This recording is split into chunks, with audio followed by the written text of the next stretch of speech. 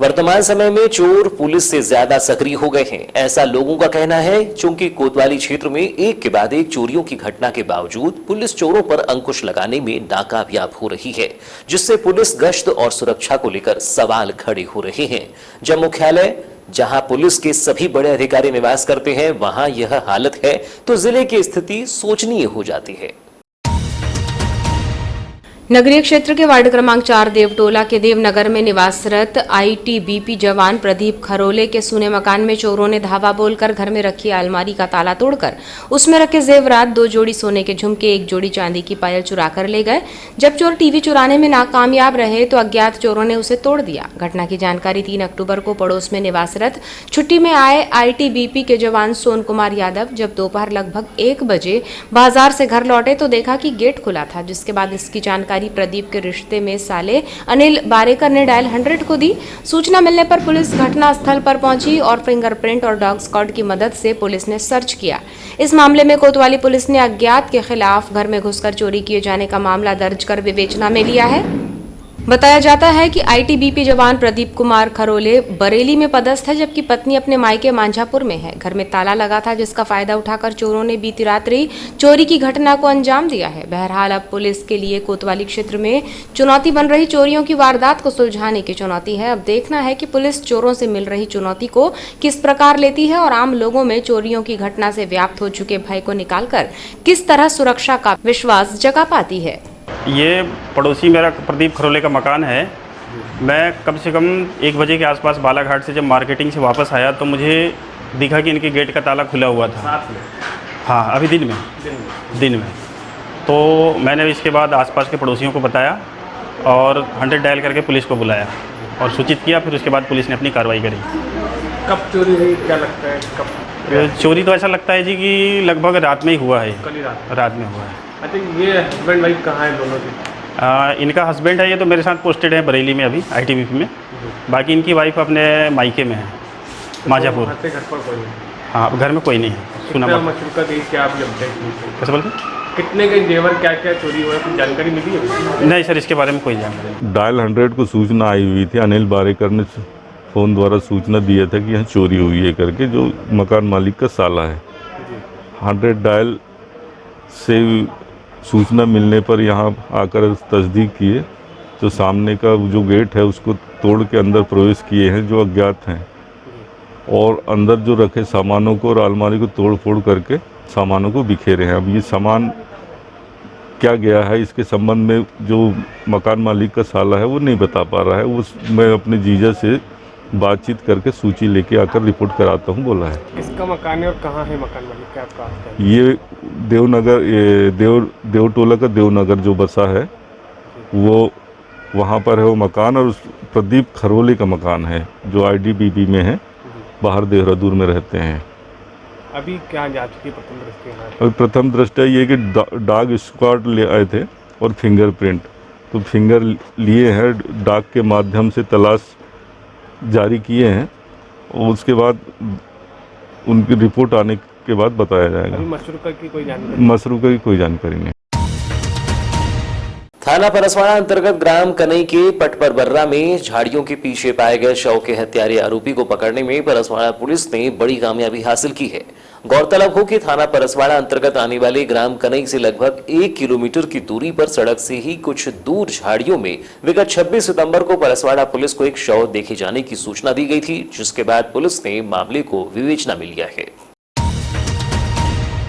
जानकारी के अनुसार पुलिस ने तफ्तीश के दौरान पाया कि मृतक के शरीर पर चोट के निशान हैं, जिससे प्रथम दृष्टया मामला हत्या का स्पष्ट नजर आ रहा था, जिसको लेकर परसवाड़ा पुलिस तत्काल ही मामले को लेकर गंभीरता दिखाते हुए आगे की तफ्तीश में जुट गई और आखिरकार इस अंधे हत्याकांड से पर्दा उठाते हुए आरोपी को धर दबोचा।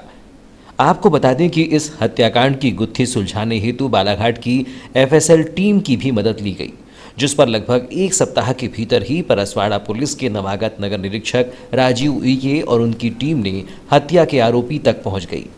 विभागीय तौर पर मिली जानकारी के अनुसार ग्राम कनई के ही रहने वाले आरोपी सुनेश परते ने 24 सितंबर को तकरीबन शाम 4 बजे ग्राम कनई निवासी लक्ष्मण अजीत की हत्या की थी। 24 सितंबर तकरीबन 1 बजे ग्राम कनई के चौराहे पर दोनों बैठे हुए थे।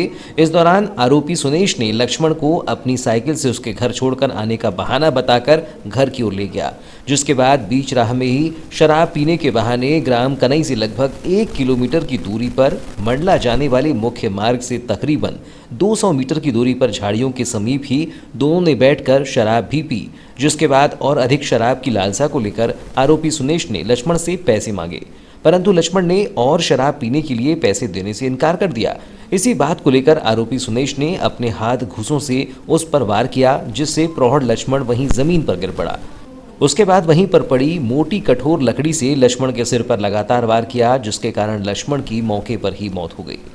दोनों वहाँ पर जाकर के जो है घटनास्थल के आगे शराब पी और उसके बाद आरोपी जो है उससे पैसे की मांग किया कि 200 रुपये की मुझे आवश्यकता है, तुम दे दो। तो देने से लक्ष्मण जो है मना कर दिया। तो इस बात पे जो है आपस में इनका विवाद हो गया और जब आपस में हाथापाई होने लगी तो हो गया। तो वो ऐसे लक्ष्मण थोड़ा कमज़ोर टाइप का व्यक्ति था, उसको एक तो घुसा मारा तो वो ज़मीन पे गिर गया।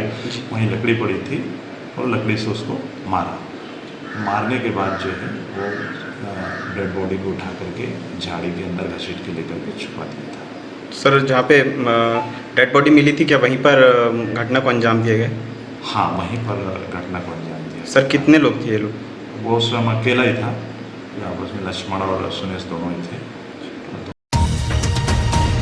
कोरोना महामारी के थमने के बाद नवरात्र को लेकर पूरे जिले में उत्साह है। कोरोना महामारी से बचाव को लेकर किए गए टीकाकरण के बाद बीमारी पर अंकुश लगा है, जिसके चलते इस वर्ष नवरात्र पर गरबा उत्सव का भी आयोजन किया जा रहा है। वैसे तो गरबा को लेकर सभी उम्र के लोगों में खासा उत्साह होता है, लेकिन महिलाओं में गरबा को लेकर उत्साह देखते ही बनता है। शहर के अलग अलग स्थानों में नवरात्र पर मुख्यालय में आयोजित होने वाले गरबा कार्यक्रम के लिए महिलाएं गरबा नृत्य का प्रशिक्षण ले रही हैं। बालाघाट मुख्यालय में सर्व ब्राह्मण समाज महिला मंडल द्वारा आगामी नवरात्र पर्व पर 9 एवं 10 अक्टूबर को गरबा उत्सव का आयोजन शहर के उत्कृष्ट विद्यालय सभागार में आयोजित किया जा रहा है, जिसको लेकर महिलाओं के लिए गरबा प्रशिक्षण भी प्रारंभ हो गया है। खास बात यह है कि महिला गरबा उत्सव में सर्व समाज की महिलाओं को शामिल किया गया है, जिसको लेकर सर्व ब्राह्मण समाज महिला मंडल अध्यक्ष संध्या दीक्षित ने बताया कि कोरोना बीमारी के बाद इस वर्ष नवरात्र को लेकर खासा उत्साह है, जिसे देखते हुए सर्व ब्राह्मण समाज महिला मंडल ने गरबा उत्सव का आयोजन का निर्णय लिया है, जिसमें सर्व समाज की महिलाओं को शामिल कर गरबा प्रशिक्षण दिया जा रहा है। अध्यक्ष दीक्षित ने बताया कि नवरात्र पर्व पर गरबा उत्सव का आयोजन उत्कृष्ट विद्यालय सभागार में 9 एवं 10 अक्टूबर को किया जाएगा। नवरात्रि में साल भर बाद महिलाएं बड़ी उत्सुक थी। इसके पहले भी 2 बार करवा चुके हैं। इस बार भी ब्राह्मण महिला मंडल के तत्वाधान में हमने सारे समाज की संगठनों की महिलाओं को इकट्ठा करके गरबा महोत्सव का एक कार्यक्रम करने जा रहे हैं, जो कि हमारा 9 अक्टूबर और 10 अक्टूबर 2 दिन हमने करने की सोचे हैं और यही उत्कृष्ट के विद्यालय में हॉल में हमारा कार्यक्रम होगा। क्योंकि होना तो हॉल बाहर था, लेकिन मौसम को देखते हुए हॉल। इसमें सिर्फ ब्राह्मण समाज की महिलाएं कि दीगर समाज की भी महिलाएं इसमें शामिल हैं? हमने सारे समाज के संगठनों के तत्वाधान में कर रही हैं।